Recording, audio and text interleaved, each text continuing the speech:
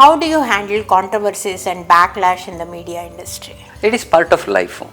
ನಾವು ಇವತ್ತು ಎಲ್ಲರ ಹತ್ರನೂ ಒಂದು ಕಮೆಂಟ್ ಮಾಡುವ ಶಕ್ತಿ ಇದೆ. ಮೊದಲು ಬರೀ ಮಾತಾಡ್ತಾ ಇದ್ರು ತಲುಪ್ತಿರ್ಲಿಲ್ಲ.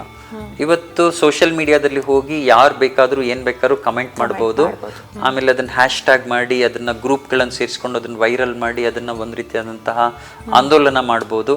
ಅದ್ರ ಜೊತೆಗೆ ಟೆಲಿಫೋನ್ ಕಾಲ್ಗಳನ್ನು ಇಟ್ಕೊಂಡು ನಿಮಗೆ ಕಂಟಿನ್ಯೂಸ್ ಕಾಲ್ ಮಾಡಿ ಹೆರಾಸ್ ಮಾಡ್ಬೋದು, ಸೈಬರ್ ಹೆರಾಸ್ ಮಾಡ್ಬೋದು. ಈ ಥರದನ್ನೆಲ್ಲ ಮಾಡೋದಕ್ಕೆ ಅವಕಾಶಗಳಿರೋದ್ರಿಂದ backlash it is part of our life. ನಾವು ಏನು ಹೇಳಿದ್ರು ಅದನ್ನು ವಿರೋಧಿಸುವ ಒಂದು ಗುಂಪು ಇದ್ದೇ ಇರುತ್ತೆ. ಸೊ ಹಾಗಾಗಿ ನಾವು ಅದನ್ನೇ ತಲೆ ಕೆಡಿಸ್ಕೊಂಡು ಕೂತ್ಕೊಂಡ್ರೆ ಪತ್ರಿಕೋದ್ಯಮನ ಮಾಡೋಕ್ಕೆ ಆಗಲ್ಲ.